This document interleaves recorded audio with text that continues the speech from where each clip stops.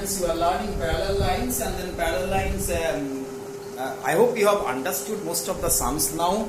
We'll be solving the sums. Question number 7 and question number 8. See, question number 7, both the sum I have taken because here comes your real knowledge implementation on parallel lines.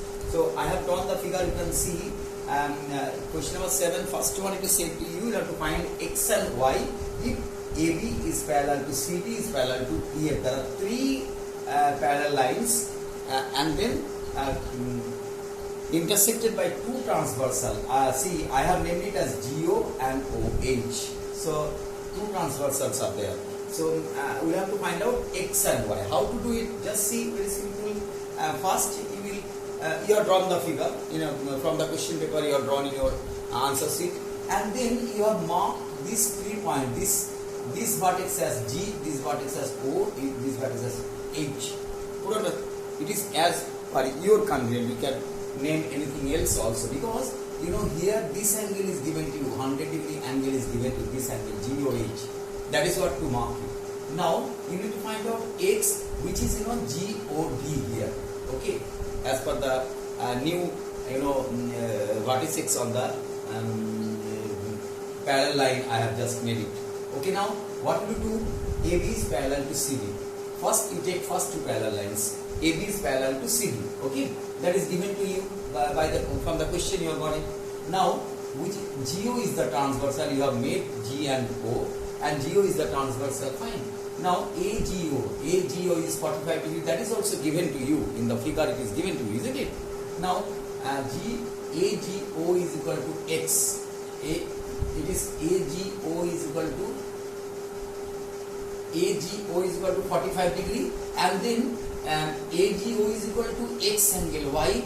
AGO, these two are on a parallel line. There is a transversal.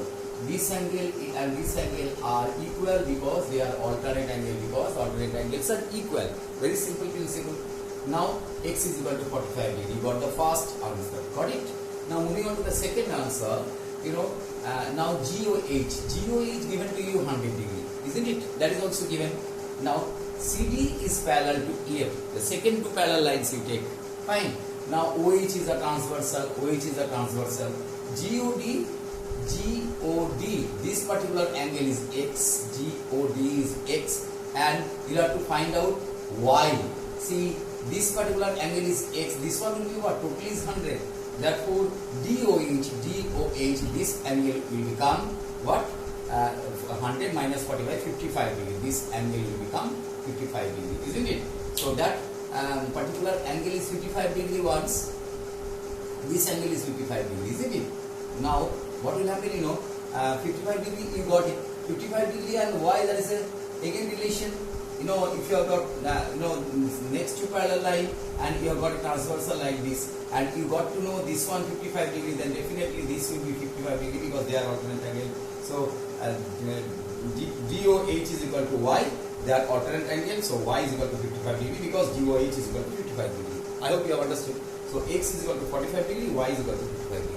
Now moving on to the next question, number 2 of 7. See, here also same thing. AB is parallel to CD is parallel to EF. EF is given in the middle. That's no problem.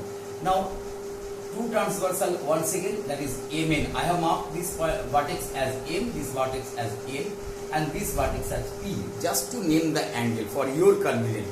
You do little change after drawing the figure from the question paper. You can do all these things because you have to mention the particular angle. You understand? So now first, what is AB is parallel to EF, parallel to CD given to you. Now I will take 65 degree and X you have to take out. X is what? X is this particular angle, this opening, and this opening given to you 20.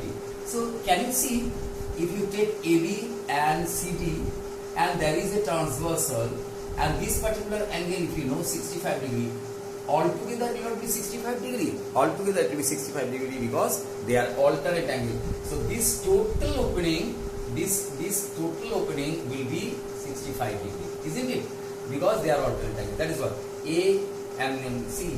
AB is parallel to CD. MN is the transversal. Angle AMN equal to 65 degree given, and then that is equal to DNM. This particular angle, I said the total angle what I marked just now. So DNM, because they are alternate angles are equal. So ANM is equal to 65 degree. Therefore DNM means this total opening, DNM. This total opening is equal to 65 degree. Therefore X will be PNM given to you 20 degree. DNP will be DNP, that is X will be how much? 65 minus 20, because PNM is equal to 20 degree given. Therefore DNP, that is X, will become 65 minus 20, that is equal to 45 degree. X value got 45 degree. Now we have to find out Y. Now I will not take this parallel line. I will take the bottom two, CD and EF, and this is the transversal. This is the transversal. Now X is here, you got it 45 degree. Here is Y. These two angles, what is the relation? They are co-interior angle. So X plus Y together will be 180 degree because they are co-interior angle.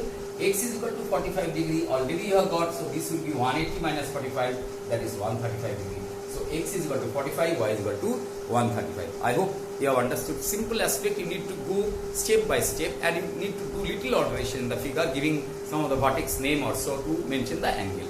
Okay.